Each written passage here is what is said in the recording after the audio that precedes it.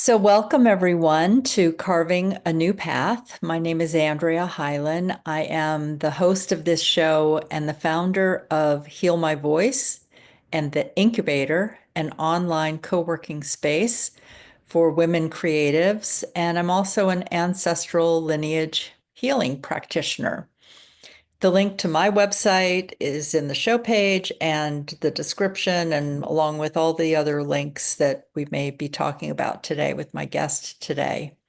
Before we get into the topic and I introduce you to the guest, for anyone who's listening for the first time, I wanted to just say that this podcast began in March 2020 in response to all the change that people were experiencing.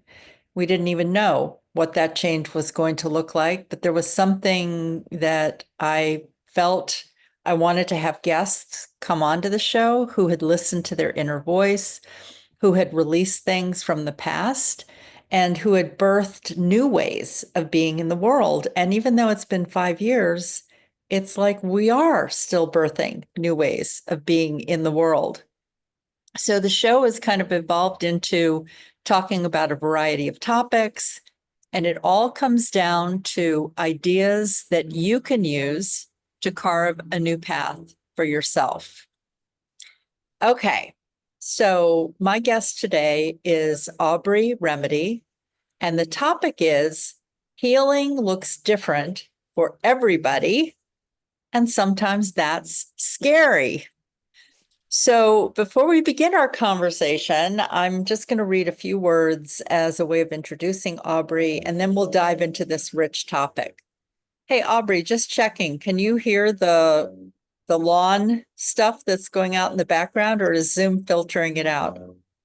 It seems like there's like just the smallest thing, but I can't really, I didn't identify it as a lawn thing until you Okay. mentioned that there was anything in the background. So I would say it's mostly gone. Okay, good. So, listeners, we're all in this world of like Zoom and outside noises and audio recordings and everything, and it sounds like they're moving away. Anyway, all right, just wanted to check. So, I didn't read the description, right? So, Aubrey is a body worker, energy worker, and teacher. She uses an improvisational 5-dimensional bodywork technique to support clients connecting to their hearts and the loving wisdom that is found there. She also co-hosts the podcast A Normal Empath to discuss what it's like to work with our intuition superpowers, our intuition superpowers on a daily basis. And you can find her at aubrey.remedy.com. So hi, Aubrey. Hi, Andrea. Thank you so much for having me again. It's always a pleasure to be with you. Yeah, it's fun. And thank you to the listeners that here I'm introducing Aubrey as like a, hey, can you hear the sounds outside? But you know what? That's how we roll. That's how we roll here is like being real with what is happening in the moment. And so just to give a context to everyone, I want to just say that the what we talked about having as a topic today is discussing the effects of feeling powerful changes in our bodies and how that affects our nervous systems.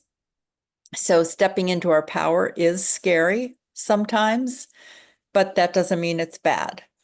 And it also means that we can't do it perfectly every time. We don't even need to be doing anything perfectly. Practice makes progress, and there's always something that we're learning. So I want to just start, Aubrey, by asking you, what was the experience that brought this topic up? Because it kind of, in another conversation we were having last week, it just kind of popped in. And so, yeah, I'll leave it there for you to share what you'd like to share about that. Yeah, there are a couple things. One event is starting to play with automatic writing or channeled writing. It can be a different thing for everybody, and I've actually been playing with what aspects of myself, from a multi-dimensional perspective, are actually doing the writing and studying that. But it is very unusual to be in a space where there are words coming through that I didn't think I knew, or I don't know how I would know, and they're coming out of my fingers onto the board. And I've occasionally had that happen while I was teaching, where somebody would ask a question and I would start to answer it. And then halfway through the answer, I would say, geez, I didn't know I knew all this stuff about this. I wasn't even sure how I was going to answer this question, but all these words are flowing out that make sense, but I didn't know that I knew them. Sometimes when that happens, it's unnerving, and it also can make us doubt our sanity, honestly, or just doubt our various abilities.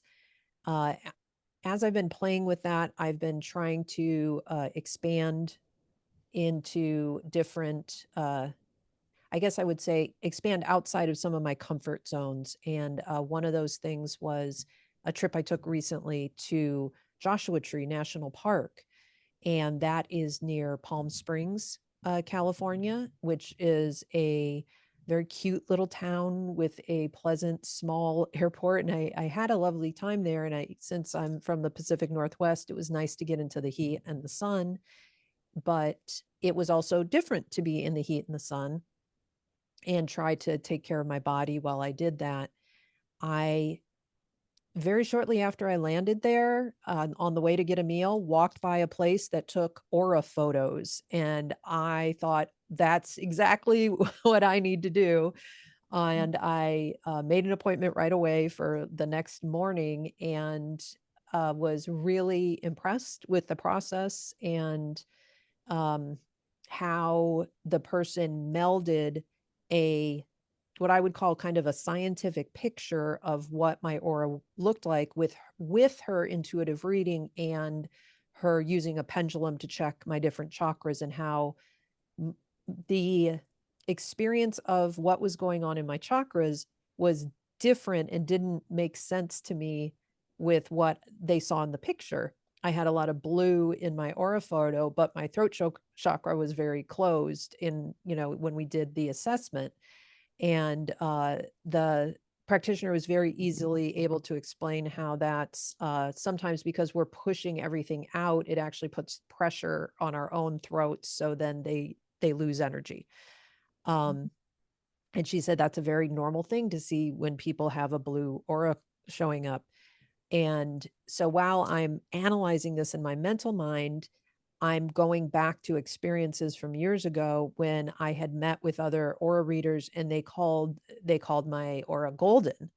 And I thought, oh, this is really interesting, because I had two or three practitioners call my aura golden, and now it's showing up as blue. So something has been changing in me over the years. So it was a nice, like, feeling that maybe something different is happening for me, and it's a validation. And when things are happening that are scary, that I don't understand, I look for these touch points in the people I'm experiencing, or the things that I'm seeing, or what's coming in front of me, to try to get a little bit of outside validation for what's going on, to keep me going on the right path. That's an agreement I have with my higher self, is that, okay, if I have to keep experiencing these kind of far out things, then it would be great if I could have some kind of validation to make sure I'm on the right track.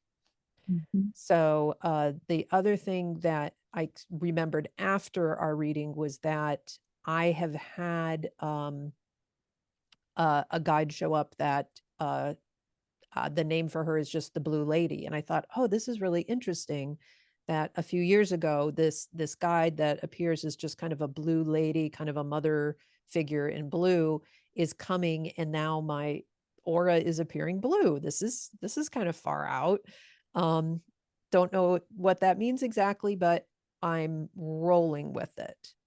And after that experience, she also mentioned that there was some indications in my field that I was having some trauma going on, but that it might not be mine. And I can't tell you how she figured that out, but with my history as an empath, I'm very good at taking on other people's energy and trauma as part of just my innate way of being and the what I inherited from my family. So I was like, okay, some of the things that I'm experiencing, we talk about this on the Empath podcast all the time, may not be my own experiences. I might be picking them up from somebody else, or I might have inherited them. So I walked out with like, there's these, she indicated there were like three masculine figures showing up to support me, whether those were from my history or from something else. And I thought, okay, that's really cool. I'm not sure who they are. I've got this blue thing that reminds me of this other blue experience I had. And I'm still, even though I teach people about taking on other people's energy, I'm still doing it. So I need to do some more practices. Um, to change the topic a little bit, we talked at the beginning, Andrea, about how there are even our talk today is coming together. There's a Kumbh Mela going on at this time when we're recording this in January of 2025. That is an amazing healing event, and I learned about it through a student of Saima. And when I sent information to you, Andrea, you mentioned that you had some experience with Saima. Yeah, I find it really interesting and I'll say that in a minute, but something for the listeners I just want to connect here is that when we are trying things, like for instance, aura photos might seem like some kind of airy-fairy, out there, strange thing. And actually, I loved hearing that you had an aura photo because it was in 2006 that my daughter and I had aura photos, and I came across them last year, and I realized they're in they're here in California, so I'm going to get curious and go look at those again. And so it's like there's this thing about following the instinct to try something, following the instinct, and then the validation or confirmation can come from connecting in our trusted communities, and actually I'd love to talk about that in a minute, something about like how to find those places where you can get support. And yeah, I feel like there's something there for us to talk about to help trust our own messages and oracles. And to get back to Saima, um, Aubrey was sharing that she was doing this, and I saw Saima, and I was like, oh, Saima. Back in 2005, right after my husband had died, some friends of mine were putting on the first evolutionary women retreat in Santa Barbara. And I got really activated by, I want to go to this retreat. I want to be an evolutionary woman. I already was an evolutionary woman. I just didn't realize it at the time. Well, when I went to the retreat, I saw the two friends, Lucky Sweeney and Bonnie Kelly, who were leading the retreat. Barbara Marks Hubbard was there as a guest speaker, and they were part of her community. And Saima, all three of them were devotees of Saima. And so when it was like 2 years later, when an idea, it was actually Karen Porter that stood up in an evolutionary women retreat and said, we should write a book together. And her saying that created this zing in my body of like, oh, I want to be a part of this. I don't know, I've never written anything publicly, but I want to be a part of this. And so as that book project came together, and I ended up midwifing the stories, and everyone had, there were other people who had different roles. But Saima, we asked Saima to write a blessing for the book. And so here we are. It was, 20 years ago that Evolutionary Women Retreats started. And that here we are 20 years later, you bring up Saima, and it's like we already had a connection. And I even shared with you that although I haven't been doing a lot with her, last year in 2024, one of the ways I was navigating a lot of the change that was going on last year was by listening to her current talks that she was doing, the wisdom that she was sharing and helping people navigate. So she's very much been in my field, let's just say my field of energy, you know, recently. Yeah. Yeah, and that is so wonderful for me to hear because I guess what I would say is my process has been always very hands-on and practical. I take a I don't have I'm not a devotee or have a teacher until very recently. And so in the 20 years that I've been studying alternative medicine and spirituality and my own bodywork process and healing journey, I have kind of stumbled on things from one thing to the next, and it's been very self-directed. And I will take classes with somebody for a while, and then I'll get to a point where I start questioning, like, what about this and what about that and what about the other? And then I take those things to a teaching assistant, and they're like, yeah, you're not the only ones with those questions. And so then the technique takes me as far as it takes me until I jump ship, honestly. As like, so I don't I would not use I guess I'm a devotee to my process and my higher power and not to any particular teacher. And I've known about Saima for 4 or 5 years now and had a very close friend that introduced me and then like said, "Oh, I think you would like this talk, or I think you might like this in class or this gathering." And so I would like slowly just do a little bit here and a little bit there. And it was just very interesting that I get the newsletters, and then all of a sudden in December, they're like, Kumbh Mela is happening in January. These are the things that you need to do to get prepared for it. And these are the classes you need to register for. And it was the biggest yes. Hmm. I had seen, I mean, she sends newsletters to me every week with different options and things to do. And every time I'm like, no, no, no, no, no. And this time in December, it was like, no, we're doing this and we're getting prepared. And then now that I'm in the middle of it, it's scary as far as it's a lot of intense energy. For those of you who aren't familiar, Kumbh Mela's gathering of people bathing in the Ganga River at the confluence where three rivers come together in India. And over the 4 to 6 weeks that it happens, hundreds of millions of people come through this part of India.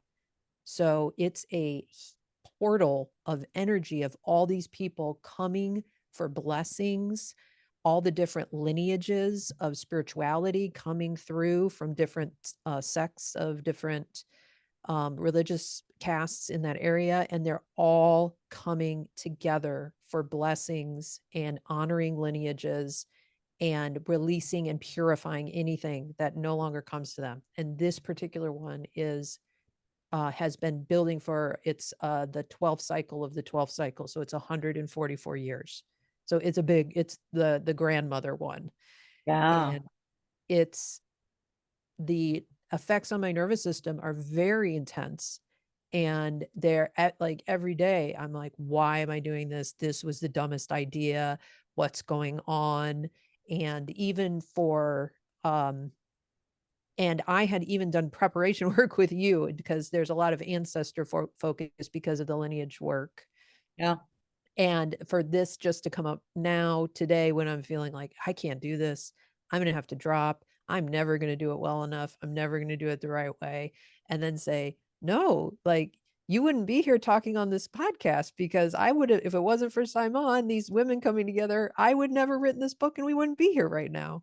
Hmm. So it's these kind of things just to like give somebody an in the moment example of how we just keep taking these baby steps forward and I don't know how to do this. And there's just so much surrender that has to happen. And that's super scary. Faith falls and, trust falls and all that other stuff is not easy. And some of us make it look easier than others just because we do it, but that doesn't mean that it's not scary and that I don't have to have lots of support for my nervous system in order to remind myself over and over again that we can do this. Everything's working in the right direction. It may be hard, but it's for my highest good. And most things that it's not that everything has to be painful. I'm not a person who thinks that we constantly have to be in like no pain, no gain or um, painful self-sacrifice or anything like that. But the only time we learn is when we're at that edge of our comfort zone.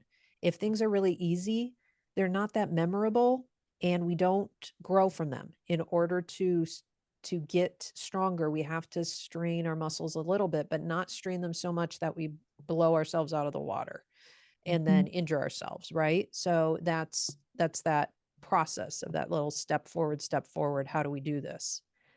Um, I would say finding these trusted individuals to help is a big part of that for me to have check-ins. Because to go back to my story, I went out from that having this picture and having this story from this person that I really resonated with and was able to share intimate details about my life with in just a half an hour. We really deeply connected, and we both spoke the same language. We didn't Mhm. have to explain a lot to each other. We got it right away. And the next day, I went to Joshua Tree, and there were just all these interesting, weird little things that were happening. Once I got there, I was seeing these kind of green flashes in the sky out of the corner of my eye, but then when I looked, they weren't there. And so I thought, well, that's interesting. Maybe it's because the sun's going down, it's a factor of the light, but it was distinct that they were green flashes. And as I went through, there's a sense, if people have been to Joshua Tree, there are these amazing rock structures there. And and seeing them in profile with the sun going down makes them that much more intense. And it just kept reminding me of the that sculpture, The Thinker. Can't Mhm. remember if that by Michelangelo or I can't remember. Can't Um, remember. Stephen. but that person with their hand on their knee and holding their head on their fist or in their palm. And that's what I kept seeing. It kept looking like there are these giant beings in all these boulders sitting on all these giant rocks, just looking at me saying, "Hey, we're here too." Mhm. Like it felt like what I would say living rocks that I was looking at, not just like, oh, these are just like calcium deposits or iron deposits. It was like, no, there is a living consciousness in these rocks. And they're looking at me and they're saying, "Hey, we're here too. Nice to meet you." And it was just such a deep feeling within myself. And I started to what would I would say blow it off in my mind and say, "Okay, you're being a little crazy, Aubrey. This isn't that maybe it's not that. It's just a trick of the light." And then at another point, I smelled this intense sage smell coming through the vehicle, almost like somebody was burning sage around me. But there were no fires. There's absolutely no fires allowed in the park. And the person that I was with smelled it too, so it wasn't just me. And it was like, what is that smell? It's so intense. And I don't know. Maybe we drove by some sage or something. Um, but it was a definitely like it was reminded me of like some kind of a mesquite wood fire, but sage at the same time. It was a really strong smell. that I felt like we drove through. But again, I wasn't really seeing anything that matched up with like why, like, it wasn't like, oh, there's a bunch of sage bushes there by the road that would explain it. So all these things are keep happening. And then we somehow get stuck in a 4-mile traffic backup to get out of the park. And I'm like, this is just strange. There's no reason for this traffic backup, but it delayed our time in the park. And so we stayed there and we're taking more pictures, while the traffic's slowly rolling forward. I decided I really wanted to see the person who had took my aura photo again. And so I just signed up for another appointment knowing like, I don't know what I'm going to do, but I just want to talk to her again. And I forgot to get her name or her email or any of her contact info. So I'm like, okay, I'm going to pay for another appointment so I can talk to her again. And was able to get on her schedule 2 days later and told her that I had been to Joshua Tree and I um, the night after felt really poorly and woke up in the middle of the night and felt really sick and had to be in the bathroom for a long time. And I was like, what is going on with me? I didn't have any other reason for that. And then she said, well, Joshua Tree is pretty special. So let's just take your picture and just to see what happens. She's like, it'll, probably be the same, but who knows? And so then I told her that I had to activate my MAP team. For those of you who follow Paralandra, it's a medical assistance program. And I said I had to have my healing guides with me just to kind of like get out the door and get to this appointment because I was feeling so tired and poorly. And so she takes this picture and we're looking at it. And I was like, whoa, this is really different. And she's looking at me and there's like tears in her eyes. And she said, I've never seen this much change in somebody's aura in 3 days. This is incredible. Mm. And you are so lucky. And I'm here feeling like I had a weird experience and then I felt kind of sick and I don't know about all this and this is really hard and maybe I'm nuts. And to get that outside validation and have an actual photo because I could see all these pink balls in my aura that weren't there 3 days ago.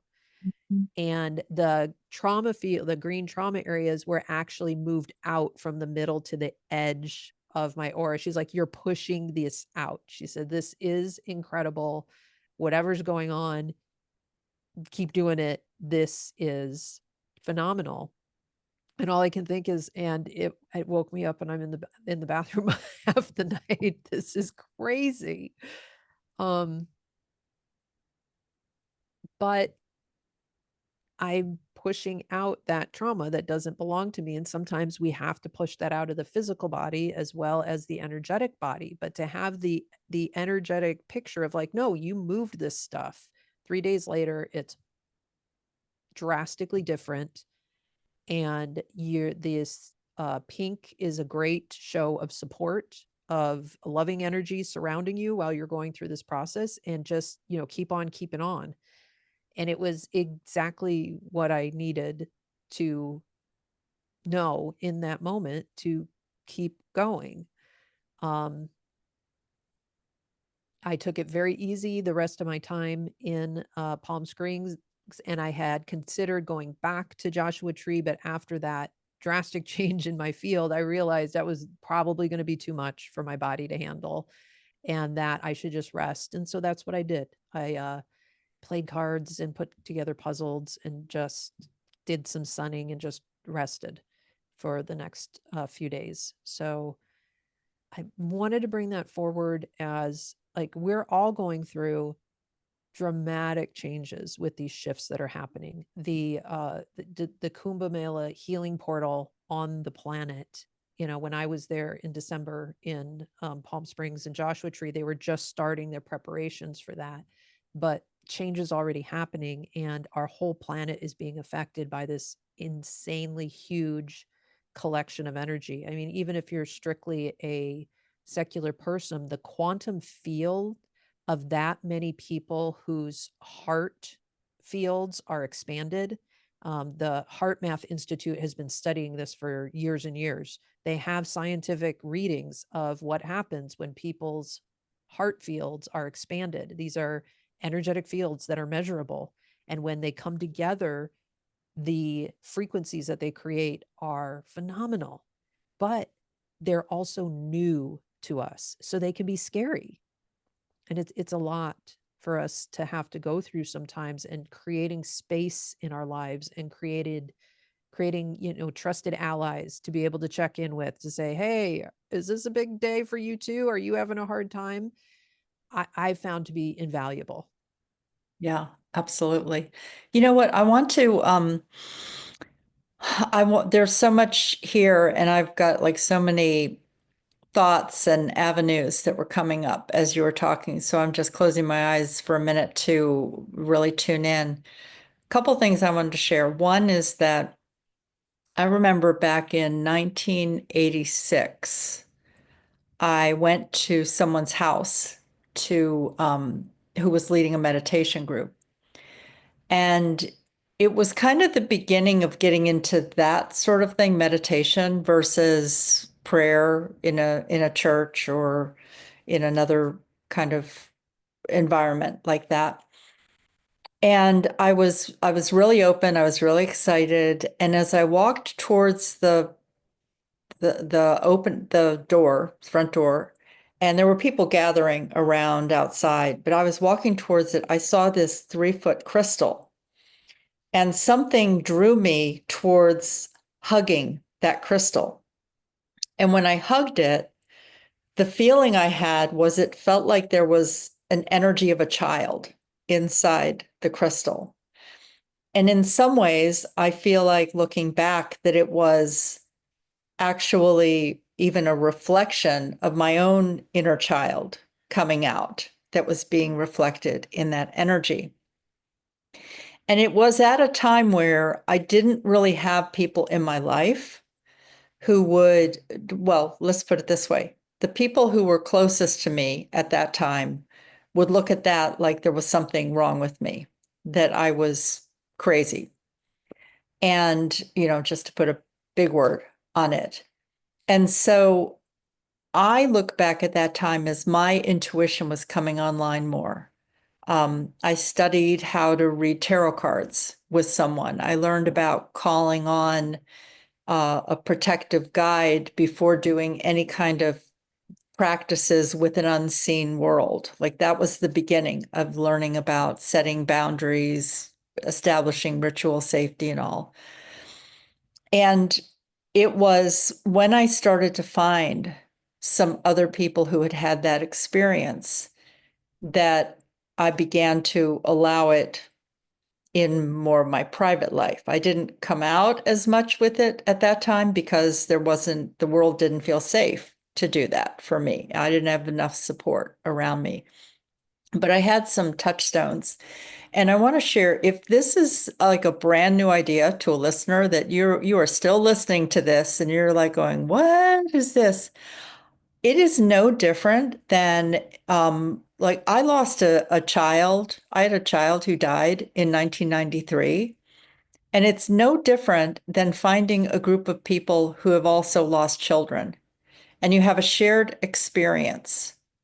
And there's no one who can tell you that your experience should look a certain way, should be a certain way, that maybe you feel a connection to a tree or the ocean, and you have never experienced it with rocks, with stones, the way that we're talking about crystals or these big rock formations. But you may be feeling it somewhere. And so this is a touchstone for that kind of opening, that this does happen. That because I would say what I also found was I found people who were experiencing some of these bigger energy things, unseen world, that were also very grounded in their lives. Do you know what I mean? Like they were people Exactly. who you would never just look at them like they were all, I don't know, I can't even put words to it, but I just want to say they were people who had jobs, had work, cared Had about families. their families, they cared about their community. It was like they were what I like to call the everyday extraordinary people on the planet. And I want to just, because I know that we've been talking for a while, but something I just wanted to kind of circle through since we've both talked about this support is I know one of the big things that you work with, Aubrey, is helping other people see their messages and oracles in their life, that they aren't dependent on anything outside of their own light and inner wisdom, even though it's good to have some touchstones where you can feel validated and supported. Um, but it's still about listening to for your own messages, for your own, being your own oracle. So if you could speak to that. Yeah, absolutely. That has been so important. I've had questions about things and then I study or read books or take classes and then um I very much cherry pick like what works for me and leave the rest, but it took me a long time to get to that point when I first started studying body work and alternative medicine and different spiritual practices. I was like, this part doesn't make sense. And this part really does. And so I would take some more classes and then I would say, "Oh, now this other part makes sense and I'm glad I stuck with it. This is okay." But this other part still doesn't make sense even though I've taken a few classes now. And I get enough gumption to bring it to somebody and say, "This doesn't I don't get this." And they're like, "Hey, that's yeah, it doesn't work for everybody. Don't worry about it." And that gave me enough confidence to start saying, "Okay, this doesn't always work. Not everything works for everybody, right?" Um, but that was listening to what was inside of me. And I had a the first time that I got exposed to um when I talk about guides, I consider them an aspect of myself, really. And the way I actually before we started talking, I had a meditation earlier this morning. The way I heard it is we're constantly projecting things outside of ourselves that we don't quite know how to work with within ourselves or accept about ourselves. And that was what the message I got was, even when we find somebody and we're like, oh, this amazing healer, this amazing teacher, it's just us projecting the amazing teacher, the amazing healer that we have within us outside of ourselves. And so these aspects of non-physical beings that are guides or angels, I really feel that they are aspects of ourselves and our multidimensional personalities and expanded consciousness that we have access to through the collective consciousness.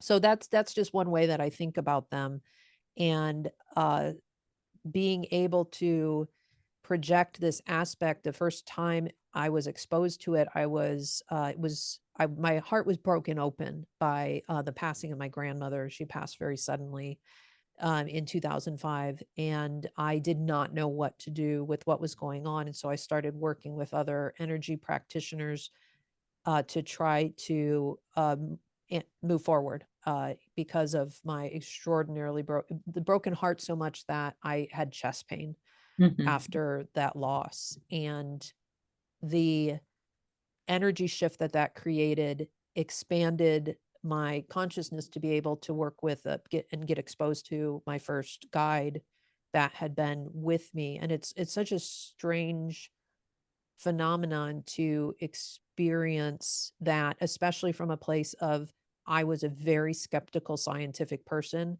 and I was looking at all of this with a grain of salt and did not walk into the room for this appointment looking for that experience. I was just looking to get my nervous system and my cranial bones rebalanced from all the crying and sobbing I was doing. I was like, I just need some relaxation and some grounding.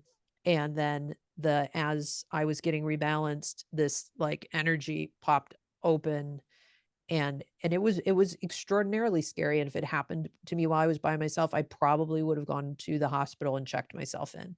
But I had a very wonderful, like you're saying, a wonderful, grounded person. I had already worked with her before. She was very supportive and very loving and very practical and ran a business and had a family. So when she's told me, like, no, this is an experience that I've had and other clients have had, and it's a good thing, it's a helpful thing, I was able to ease into it and slowly get used to this system over time. But it's just another example where there's just constantly these new changes as we are evolving to the new humans that we need to become in order to help the elevation of the planet. We're going to have to expose ourselves to things that we've never seen before. And so we have to have a practice to look within and practice talking to our own innate wisdom and our own hearts. And the way I practice it with patients is my natural, some of you have probably heard of human design. And Mhm. I'm naturally a generator and I naturally amplify people's energy fields when they're around me. It's just a gift that I have. And and some people have a hard time being around me because of that, because they don't want their energy fields amplified or they don't know how to deal with that. But the ones that do, it creates this amazing um, field where we can both hear our guides and our messages a little louder. And what I've practiced over the years is helping a person translate their own messages. So for me, the way I had somebody show me how to do muscle testing on myself, and again, Michelle Smallwright at Perlandra teaches that. It's very simple things where you ask your body different ways to show you a yes or show you a no, and then you practice 20 questions. And I've been practicing that for years, asking my body's consciousness, like, okay, what's best for me right now? Or how is this best for me? Or is this not a good time for this? And asking myself these yes, no questions for a long time, but I use it through a physical sensation. Other people are more auditorily stimulated or visually stimulated, and they need to like see colors to get answers or hear sentences or hear yes, no in their inner ear. So we just practice that together. Other people get downloads of little symbols or images that we have to translate, or they'll get flashes of a picture or flashes of a memory that's supposed to help them remember. And so we work through this translation process together. And then people pick a way. Maybe they work really well with oracle cards, and then they can shuffle a deck and they pull out a card and they see that image on the card and they know what their higher self is trying to tell them. Other people are using a pendulum. They have all these different ways. So I've expanded my openness to everybody connects to their innate wisdom differently. And I'm not here to tell you what the answers are. I'm here to help you translate your own messages. And the things that come through to me are it, because every time I'm like, is this real? Is this real? Am I making this up? Every time, every day, every time. So that's normal. And I actually think that's healthy, because I have had times where my emotional self or my younger self got really terrified about something and started telling scary stories. And that's a normal stress reflex. But then when I check into, is that real? It's like, no, it's not. I'm not getting any validation that these scary stories are real. So as I'm working with a person and they're seeing a certain image and I'm hearing a certain word, or they're seeing certain colors and I see a symbol block pop in, they meld together in this really beautiful way where I've even had experiences, because I'm less visual than pretty much anybody that comes to see me, and they'll say, oh, I'm seeing this image of such and such, and they will describe one of my guides to me, and I'll be like, okay, so you're seeing my guide, not your guide. And so that this is great. This is just validation that we're in the same frequency and we're working together, and you're seeing them tell you, like, say a certain thing or show you a certain thing, and that's information for me to prompt me to tell you about this experience with this guide, or things like that, to help lead you down the path. But it's very breadcrumb oriented, so it's fun. It's it's really kind of like improvisational comedy, I would say, because it's usually a good laugh, and stories come together, and I could never ever ever plan for what comes forward. And being able to work with people in that way is so profound and so intense, and it gives people a lot to think about, and it's a lot of challenges then for them to go back home and be like, okay, what am I willing to do to keep this connection going? And where do I have time for this in my life? And how do I share this with the people that I live with or create with or work with? And it's a process that we're all going through.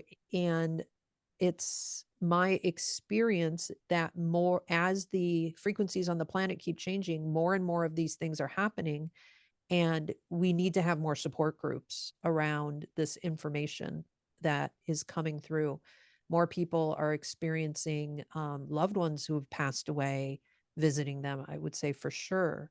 Uh, more people are having past life memories with me than ever before. Again, you've been around these things longer than I have, but in the 20 years that I've been doing this, the rarity of things that were coming up and the amount of work that it would take to get to that step in the healing journey for these ancestor memories or past life memories to come forward would take so long. And now they're just pop, pop, pop, pop, pop, like popcorn all over the place. It's like you can't keep up with all the messages coming through.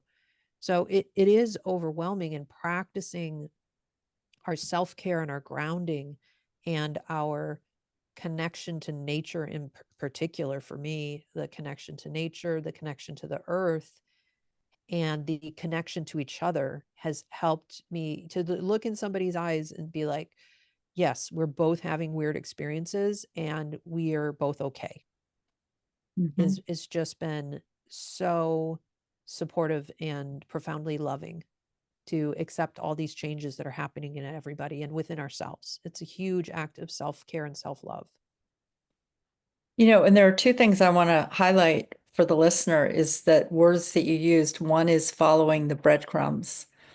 So this is even when you already have practices, even when you have learned about your body, your intuition as an operating system, there can be times where things are changing or something new is coming in. So even learning the discernment about things or just giving it a pause, not making quick decisions about things, like just giving it some room. And there were so many, as you were sharing, I just had so many examples from my own life popping in.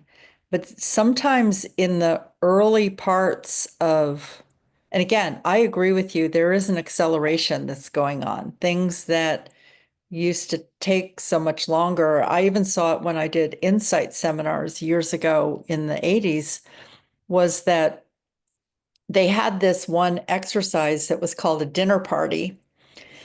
And when they first started, like with the first retreats that they did using that exercise, the dinner party, it would take like 15 hours to get through the breakthroughs to what this was.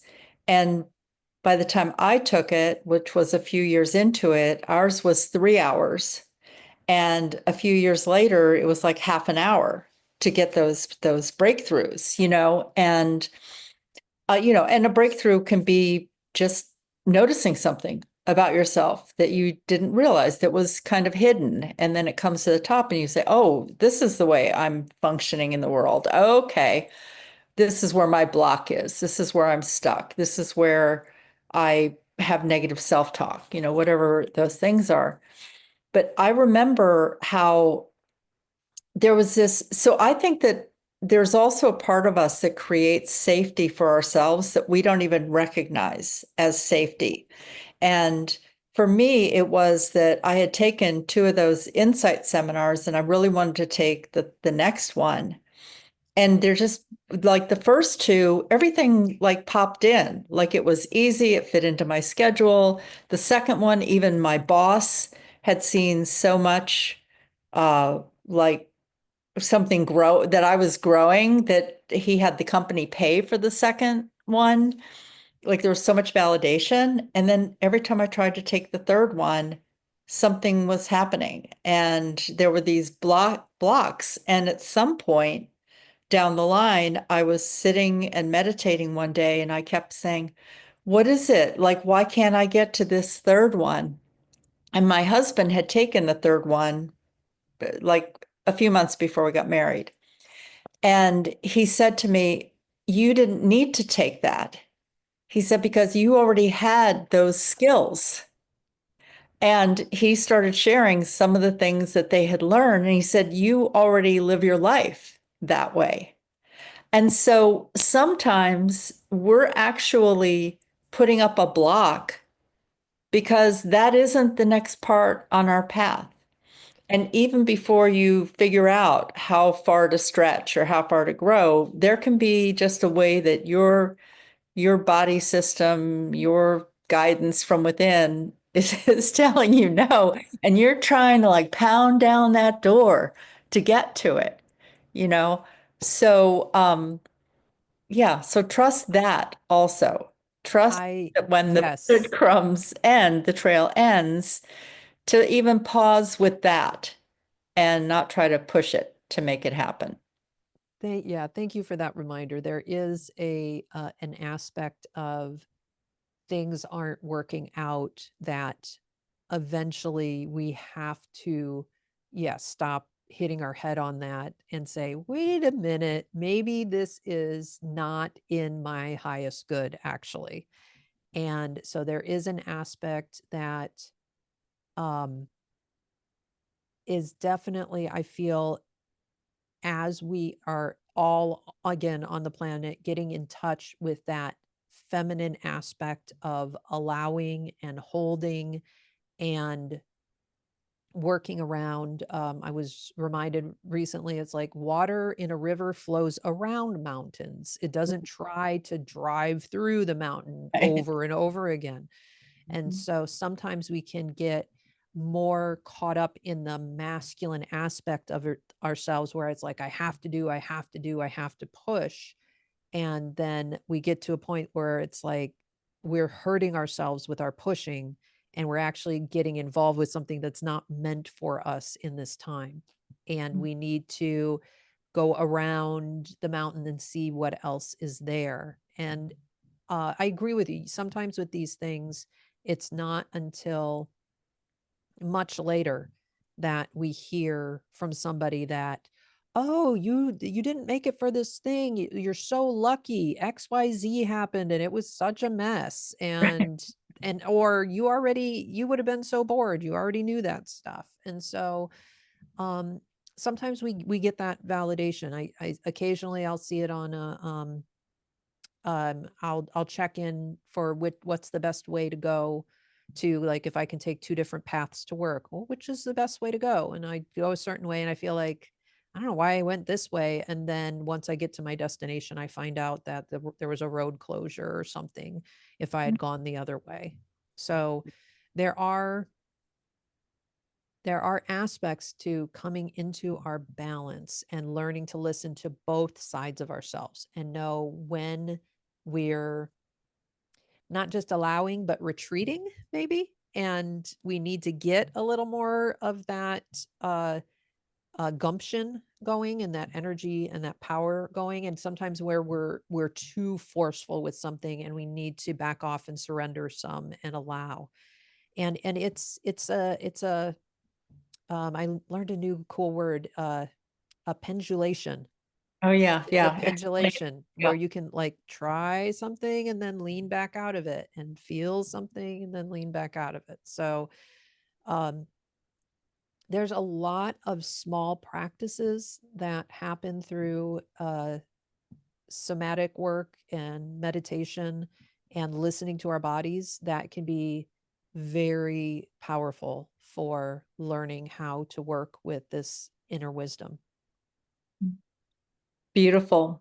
So I feel like we've like come to the I want to say the crescendo. How would you, is there anything else you'd like to say to the listeners as we're or point them to something on your website that might be helpful? I know that the website is listed and I'm going to list any links that are coming up in our conversation. But is there something that you'd like to point people towards or something you'd like to share as like a closure? Um, we I would really like to come back that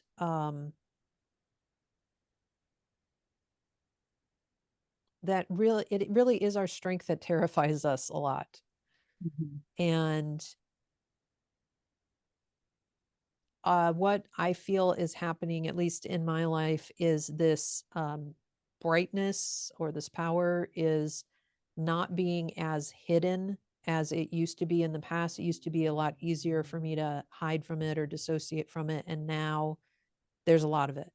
And practicing leaning into our power and our light and our love, and then leaning out of it and going back in and going back out is a beautiful practice to be in. And we started at the beginning of the show saying everything's perfectly imperfect, and we're all doing the best we can with what we have, and to start to recognize how we are projecting aspects of ourselves outside of ourselves.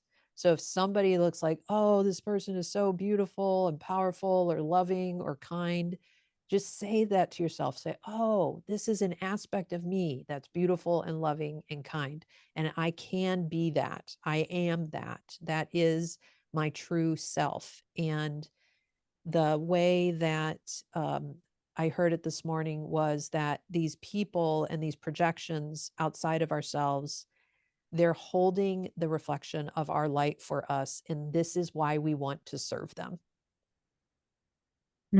I love that. They sometimes are holding the reflection of our challenging aspects as well, but all of it is loved, and we can love all of these aspects within and without. And I hope that helps people to have more patience and self-compassion and other compassion too, because everyone's going through these intense changes, and it makes people short-tempered sometimes or reticent, and just assume that they're doing the best they can with what they've got, and their nervous systems are getting reactive just like everybody's are. For sure. Thank you, Aubrey. It's always a pleasure to have a conversation with you and to talk about energy and divination tools and somatics and all the other things that we covered. And thank you for being so open about what you're feeling and what you're experiencing and giving other people permission to expand into that openness of realness. So thanks once again for being here. Thank you. Yeah, Mhm. my pleasure, Andrea. Thanks for all you do. Yeah, thank you. And thanks to the listeners for stopping by. And please write in the comments, tell us some of your experiences. We'd love to hear what you are also experiencing on the planet. So until we meet again, bye bye now. Take care.